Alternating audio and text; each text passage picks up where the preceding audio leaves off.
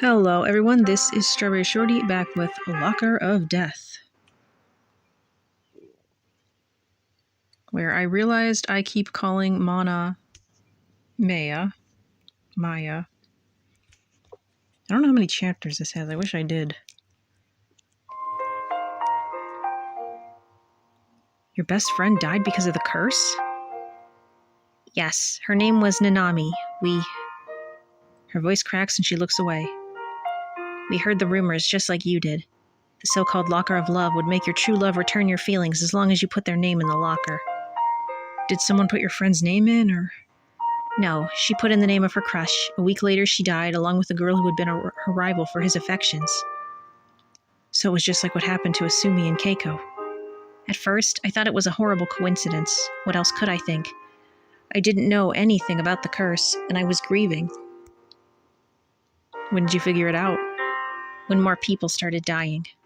As she speaks, her voice grows strong and confident again. She stares past me as if she's reliving the days that set her on this path.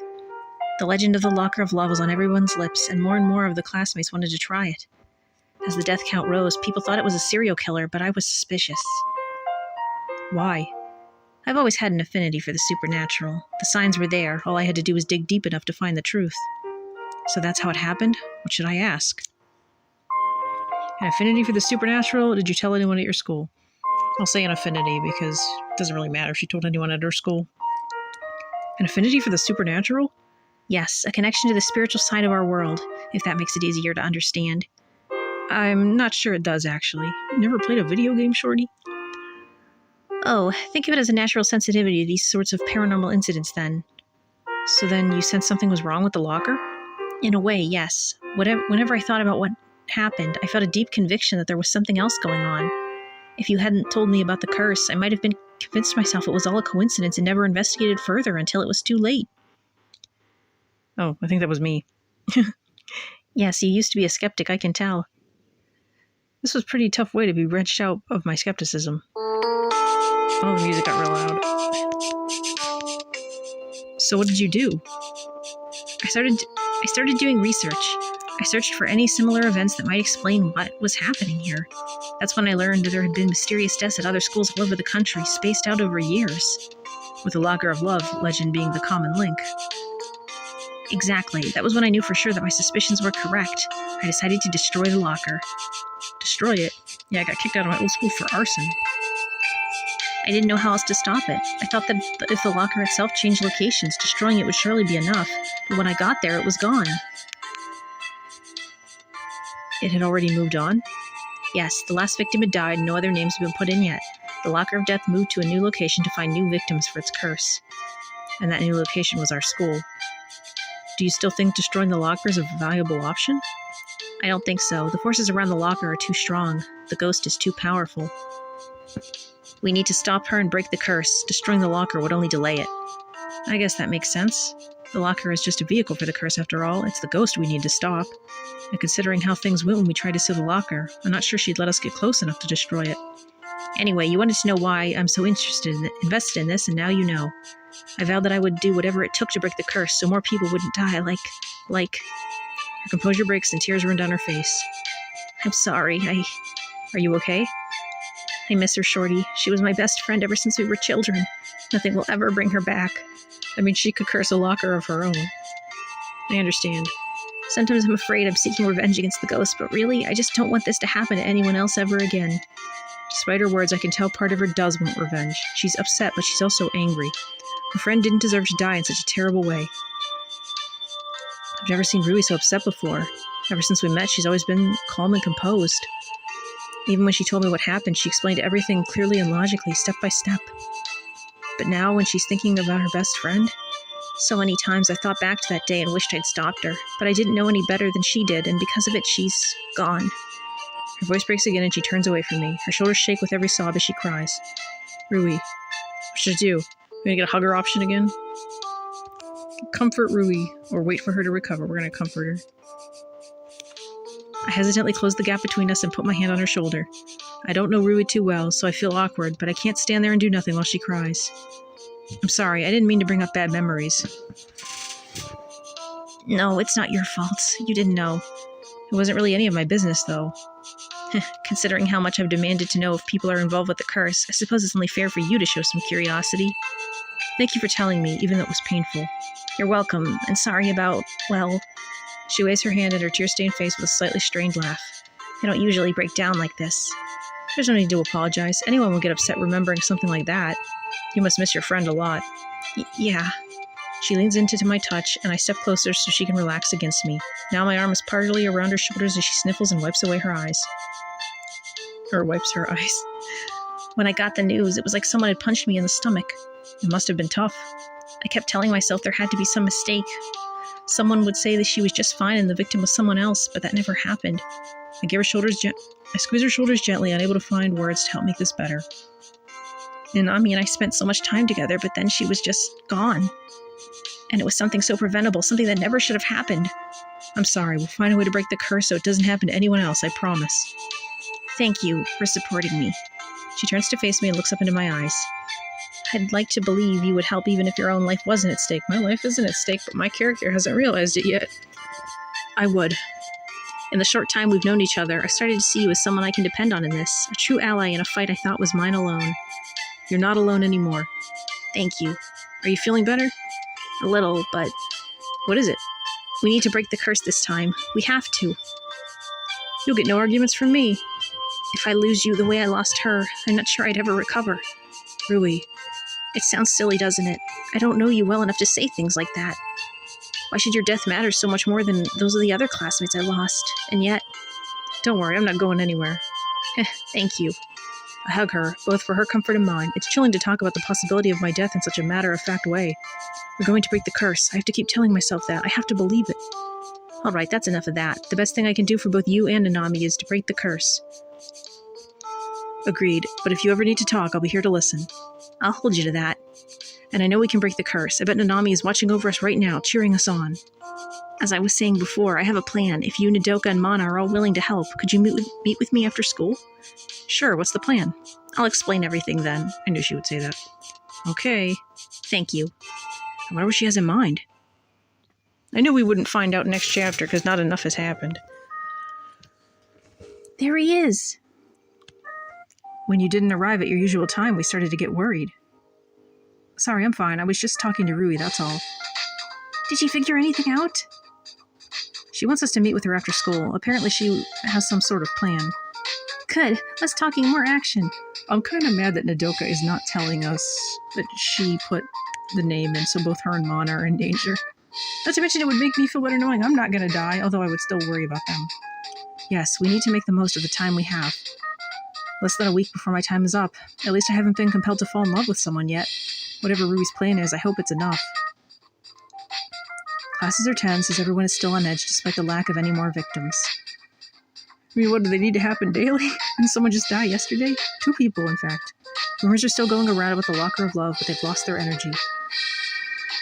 At the end of the day, Nodoka, Mana, and I meet up near the school's main entrance. Where is she? I'm sure she's on her way.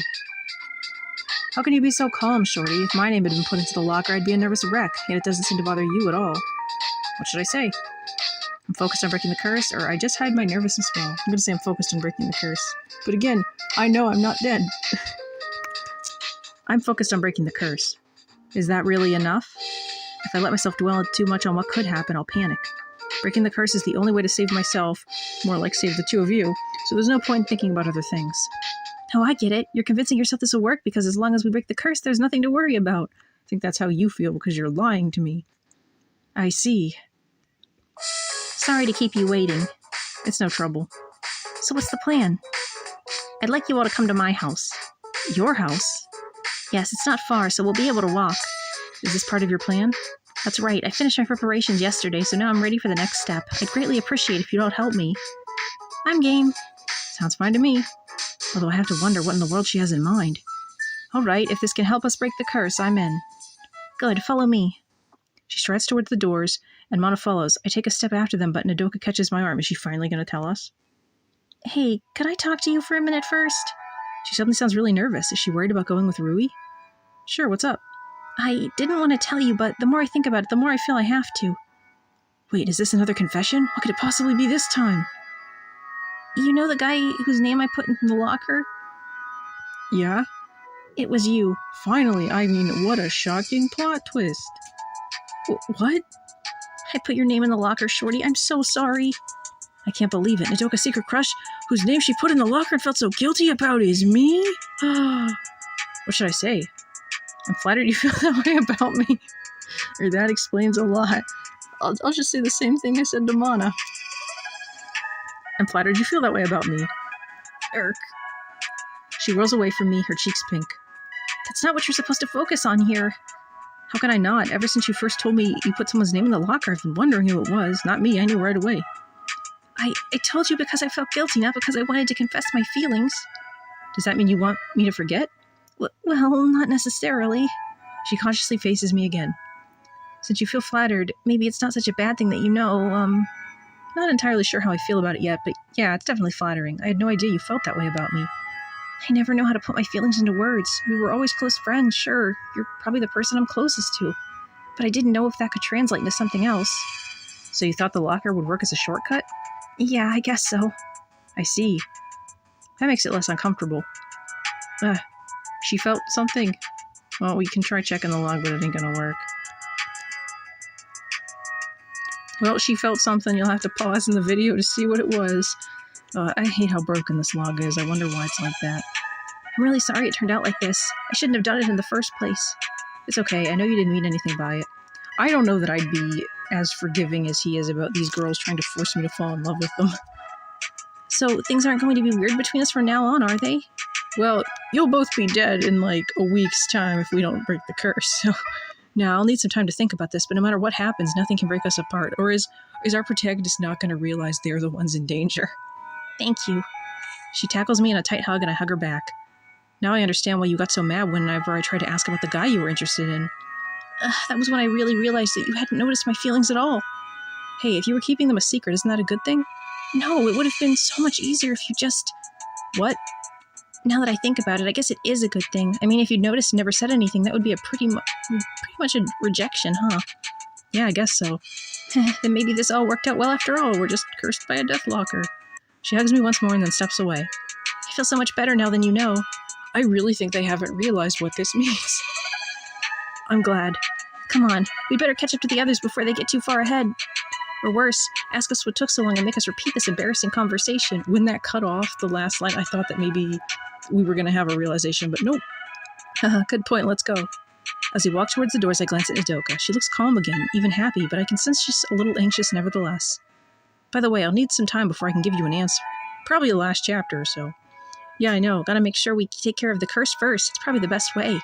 Right, I wouldn't want to think I was interested in her only for it to be because of the... Wait a minute. Mana put my name in the locker too. That means she and Nodoka are in the same position as Asumi and Keiko. Finally! Are you okay? Let's not tell Mana about this, okay? Good idea. Well, she hasn't realized it, but we did. Wow.